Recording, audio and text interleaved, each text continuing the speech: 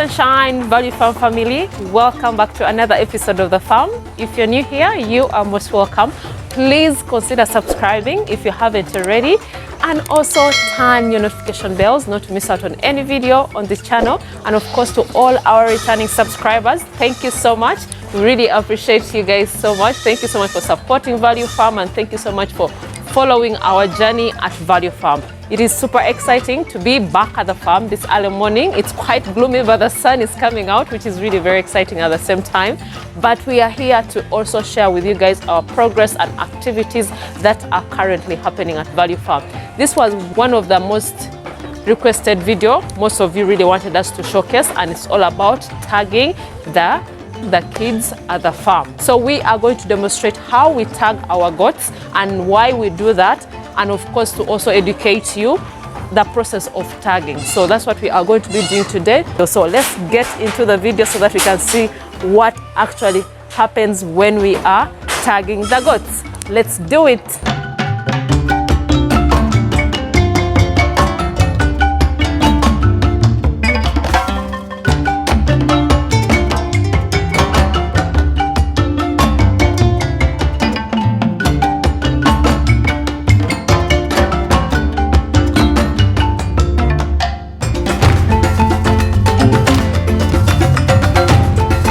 So guys, I also have my co-director on standby who is going to say hello to you guys and also introduce himself to you guys, if in case you're watching him for the very first time. Hello everybody, my name is Grafton. We're standing here in one of my favorite places, which is the goat pen here at VF. Yeah, today we're gonna do some tagging because many of you have been requesting. Yeah. And a few other things. We'll just show you guys some of the other updates happening, but we're gonna show you how we decide to tag some of the kids when they're ready. And some of these are ready, not all of them, but some of them are getting close to that point where they can actually start going out and grazing with the flock. So that's why we're here. See how friendly these kids are. They're just all over us, but I think it is time for them to get tagged. You know, there's a stage that we always make them go out with the mothers, and of course you guys have really asked this before, when we let them go to graze with the mothers. So before we let them go to graze with the mothers, they need to be really tagged. Yeah. That's why we have to tag them, and we tag them differently, different stages as well, different sizes. We tag them, we know who the sire buck was. Yes. We know the mom obviously, and we understand the percentages. Yes. So we definitely, you know, that's how you're supposed to do it, right? That's why you keep records. It's important. That's what we are going to show you guys, because we want to demonstrate so that you guys can also learn something. Because I know most people really are very curious to know how we do it, you know, the whole process and why we really do this, guys. So we are going to demonstrate in a short time so that you can also get something to learn today.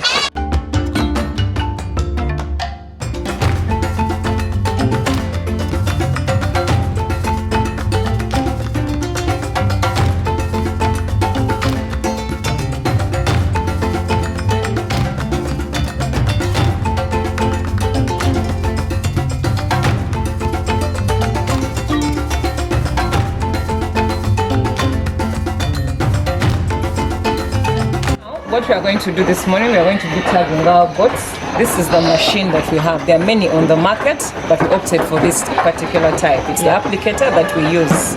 It makes the work very simple. The front is always the number of the animal, that will be your animal. Then this is the stopper, which stops the tag from falling off. There are different types of tags on the market, but we have opted now for the round ones because the animals don't pull them off. So when you're going to tag, this is the machine. This is the stopper, like I told you. You put it below, just like I'm doing. Then you get the number. You see the pin is here, and you just fix it in.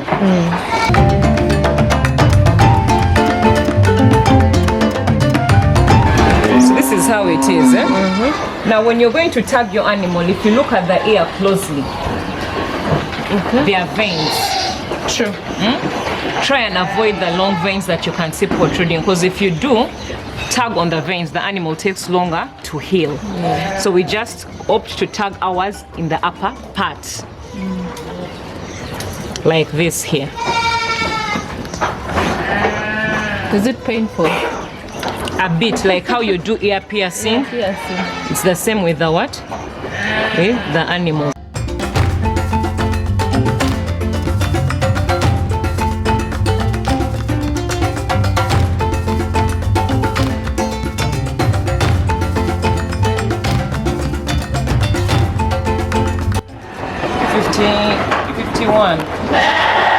The number of the tag. 030. Blue way? Yes.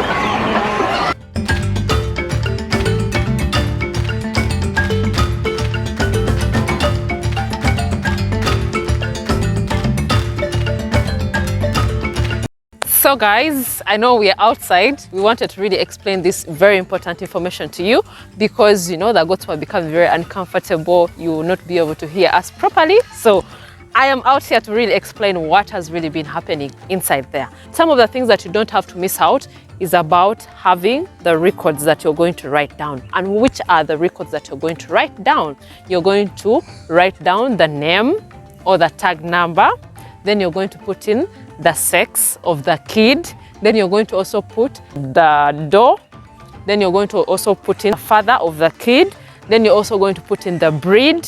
Then whether it was born from the farm. So those are the major things that we really record so that in case they grow older, they definitely have their own pages. So each kid has their own page that will have their records. Then we also transfer them depending on their ages. So when they graduate from that stage that they're kids, that is when they're like around 6 months, they also get their own page as well. When they are served, we also record everything. So everything is really recorded, from the tagging, from the vaccination, the deworming, everything that we have done on a particular kid as it grows. And why we use these tags helps us with the accountability. So when they come back after grazing, we know the numbers that are available. We know the kids that are back at the farm as well. So keeping track of your records is really very necessary. And we tell all farmers out there, if your goats are not yet tagged, it's high time you started to tag them because tagging is really very key. It also helps you at the end of it all, in case you're going to sell the animals, especially for breeding purposes,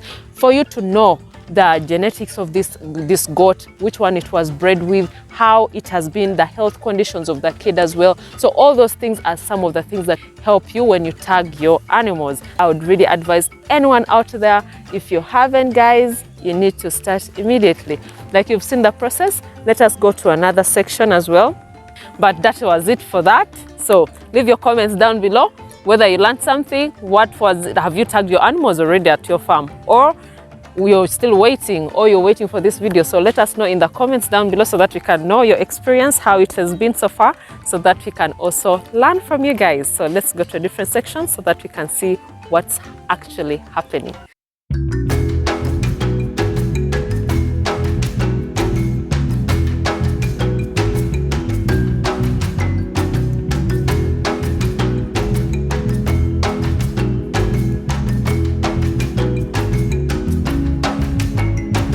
We are back at the farm. It's very beautiful. The sun is out. It is just amazing. I know when the sun is out, that is my best moment at the farm. I also have my co-director on standby. One of the greatest privilege of my adult life. And every time I'm at this farm, it's definitely therapeutic. And every time I get a chance to come before you guys, even though I am not a camera person, in front of the camera type of person, it's always, you know, an experience, one that I cherish very, very much. So welcome. Hope you guys enjoyed this episode. Yeah, when we come at the farm, you know what really happens here, sharing our experience, sharing updates, what is really happening. And we really appreciate everyone out there who really appreciate the content that we provide on the channel. We are here to really share everything with you guys and not to leave anything, you know, unfolded for you not to see. So we are here, and of course the update, the major update today, of course we are going to be talking about something that you see on our background, guys. Finally, finally we have the chicken house coming up. How do you feel about it? I feel good. Obviously, this is going to be like the testing phase of it. See whether or not this place is conducive to what we want to do, how we want to raise the chickens. Because, you know, the type of chickens we want to raise is up for debate. Not quite sure if we're going to do a combination of local and exotics.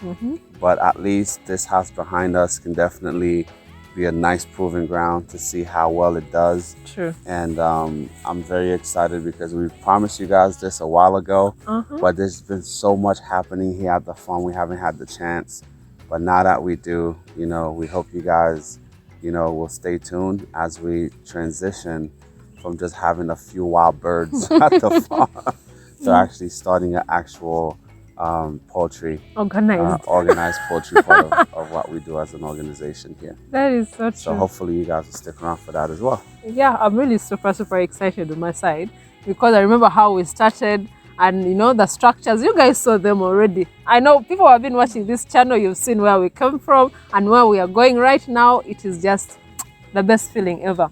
And of course, having the brooder, having where the chicks are going to be, not being all over the compound early in the morning, going to, you know, very far, because these birds are the local birds. I don't know what's wrong. They travel so far and just come back here. But the good thing, they come back. That is the amazing bit about it. But I'm really super excited to share with you guys the progress. Of course, that is really happening. When it's done, we shall definitely come back here to show you guys how it is. Did you realize that the house is, when we started, when we were constructing, it was so small? It's a weird thing, because when we first started construction, it felt tiny. I remember, like, when we started marking the spacing for it, I thought to myself, wait a minute, how can this hold more than like 500 birds? Exactly. And by the time that it erects from the ground, and then you measure everything, it could easily fit a couple thousand birds in there. So, you know, it's the same thing with the pig structure too. Like when we first did the sketching, the planning for it, I thought to myself,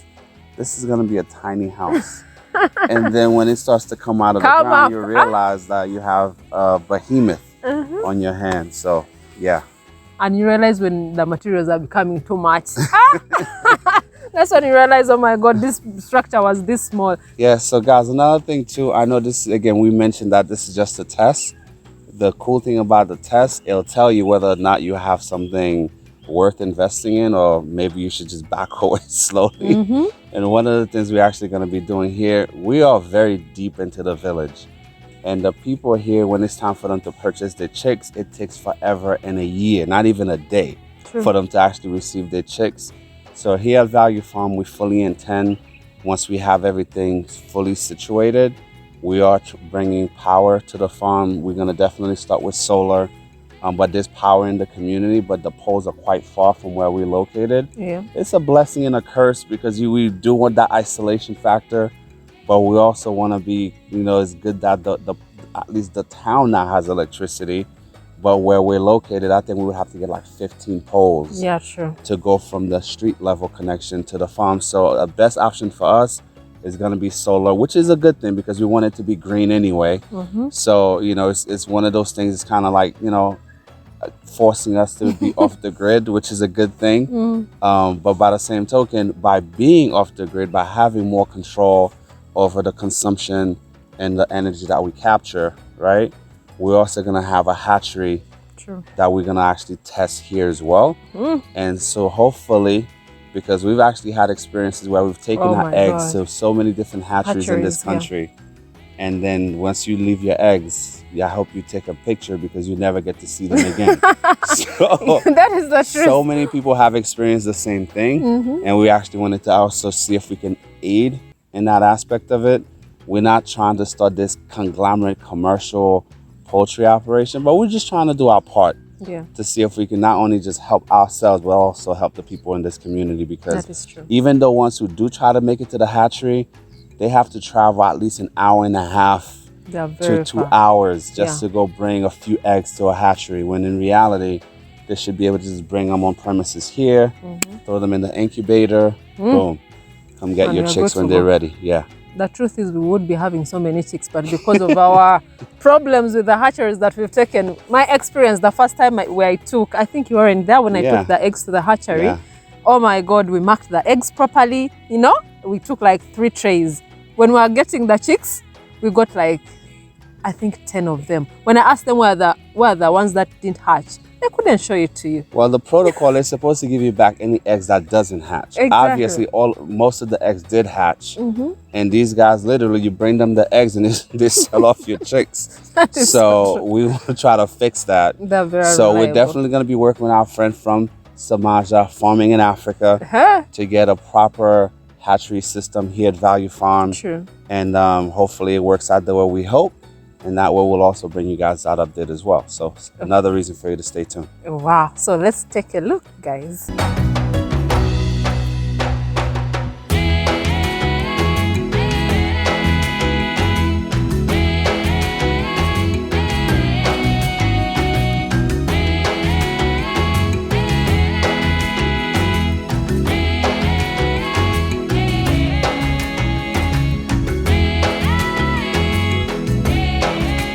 guess what, guys?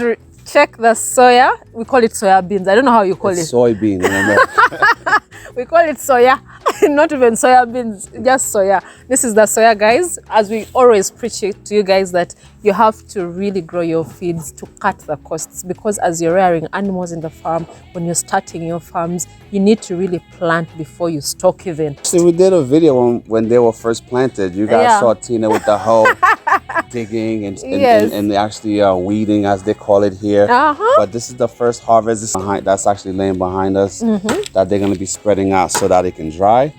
However, you know, it tells us the soil here can definitely be supported by the soil that we have on the ground. True. So I'm very, very, very excited to actually have this as a way for us to save on the feed costs. Because for those of you out there, you know, right now, if I don't care if you're in poultry, pigs, you're going through it, because the price of just bran, anything that has to do with any cereal has just shot through the roof. So particularly for those of you that actually are in the pigs sector, you know, having your own soy will definitely save you so much on money. Buying these concentrates. That just keeps going up. True. Every other day they just keep going up and up and up. So yeah, guys, it was just an update because we're really super excited. It is not so much, but it's something. I hope you learned something from this episode. Well, guys, do not forget to follow us on our social media platforms, that is Instagram, Value Farm UG, and also Facebook, Value Farm. Please don't forget to subscribe, share, and tell a friend to tell a friend. Till next time, bye-bye.